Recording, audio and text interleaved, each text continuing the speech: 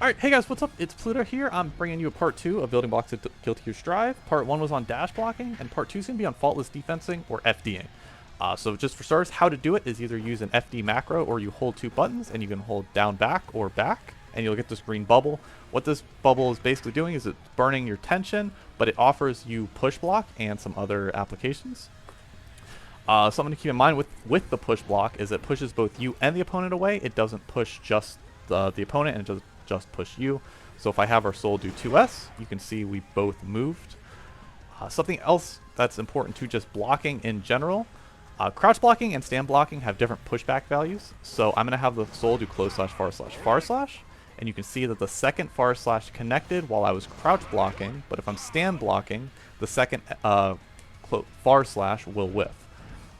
It's just something to keep in the back of your mind when you're just learning how to FD strings. Crouching and standing can matter.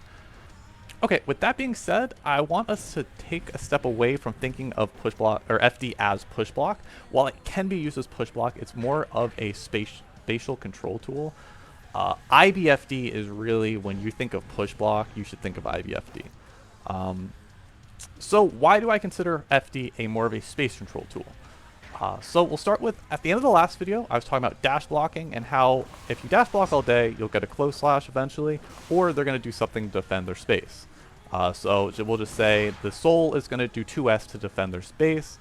If I know the soul is going to do that, I can do a thing called a dash break. So I'm going to dash and cancel my dash with an FD. And as you can see, we can get a whole punish, wall bounce, and continue the combo, all because the soul thought I was going to dash instead of dash break, and he defended his space. This is a very, very high reward for very, very low risk.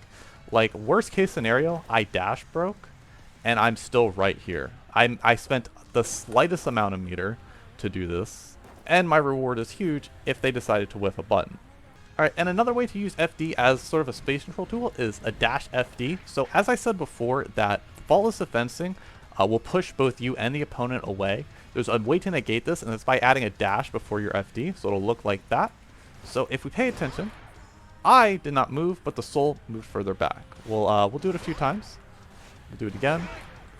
And as you start to see, I am actually slowly moving him to the corner. It does cost a bit of meter, but the pushback and slowly bringing him to the corner for very low risk is going to be very important in some matchups, such as characters like Ram. You'll see it a lot where they just spam far slash heavy slash. You'll see people just dash FD them into the corner because it's one of the most easiest ways to move them.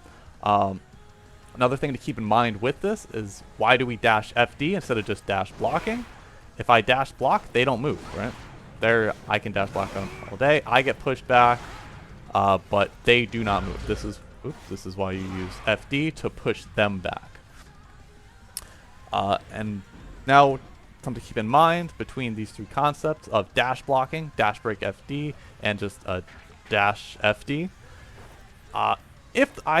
So we're dash blocking, the soul's going to start defending their space with 2S, right?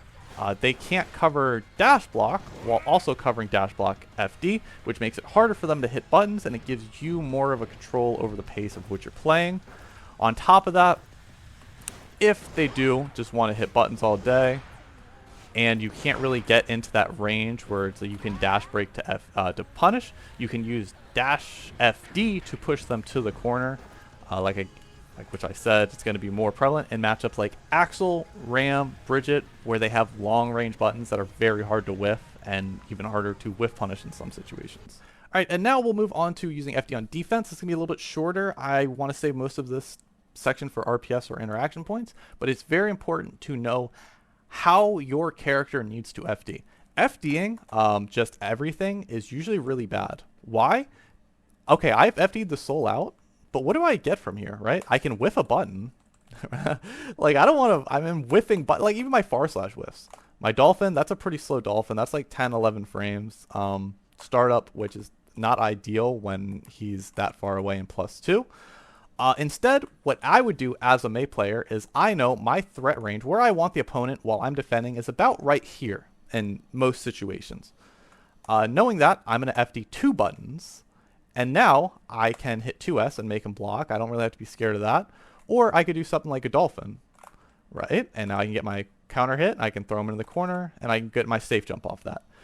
It's going to be very character dependent. Same thing, like say if I was playing Bridget right now, I probably would want to actually stand FD everything, or excuse me, crouch FD everything, get him this far away, and now I can probably do something like hit him with // into a yo-yo set. Again, it's going to be very character specific. It's about knowing your character's range and using FD to put the opponent in the range where you have the most options on defense. With that being said, you should definitely go hit the lab and learn that. Think about where your most effective and most dangerous range is. But again, we'll be covering more of that in the part 4, which is RPS interaction points. But next time, we're covering IBs. So it's more like Faultless Defense's other half. Instead of pushing them away, you're keeping them nice and close. And this is a different form of space control. But yeah, that being said, keep a lookout for the part 3 and hit the lab.